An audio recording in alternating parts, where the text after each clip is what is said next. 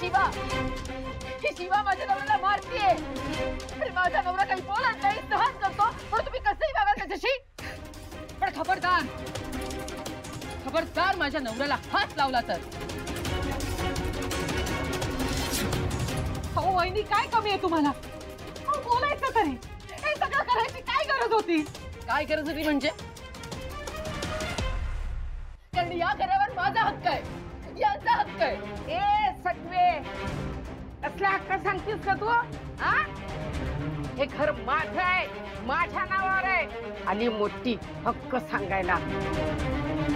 तुम्हाला जास्त लागलं तर नाही ना? नाही लागलंय सॉलिड, पण तुला खरं सांगतो, मार खाल्ल्याचा पहिल्यांदा इतका आनंद झाला। हे असं कसं झालं? कीर्ती तर माझ्या नावावर घर करणार होती, म्हणजे कीर्तीने घात केला।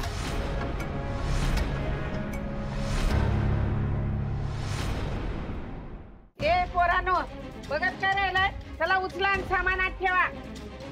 ए तुला बोललो ना मी, इथे फक्त मी राहणार, मी कळलं ना, मी राहणार इथे। हे काय करताय तुम्ही? तुम्ही वागताय ते चुकीचं आहे आणि ही चूक माफ करण्यासारखी नाहीये।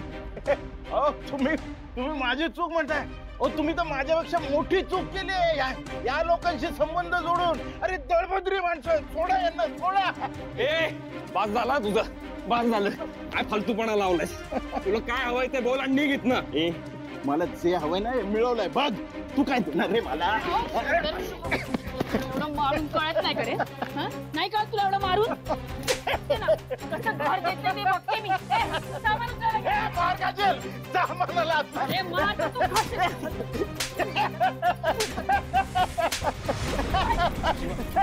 शिवा, लाज नाही वाटत, लाज नाही वाटत, लाज नाही वाटत, लाज नाही वाटत। काय करायचं? साहेब तुम्हाला सांगते, तुम्हाला थोडा उशीर झाला तुला या शिवाने माझ्या नवऱ्याचा जीव घेतला असता। देवासारखे आला तो तुम्ही, देवासारखे आला साहेब। बघा ना, मी माझ्या घरात राहायला चाललो होतो, तर हिने मला मारलं। बघा, माझ्या बायकोला, माझे मित्र आले, सज्जन माणसं, त्यांनाही मारलं। हो तुला तर मारलं पाहिजे। बघा सुहास, हा जगदीश चांगलाच हुशार निघालाय। साहेब, यो खोटं बोलतोय। घर आहे माझं, यो घरात घुसतोय, पुरावा आहे माझ्याकडे त्याचा।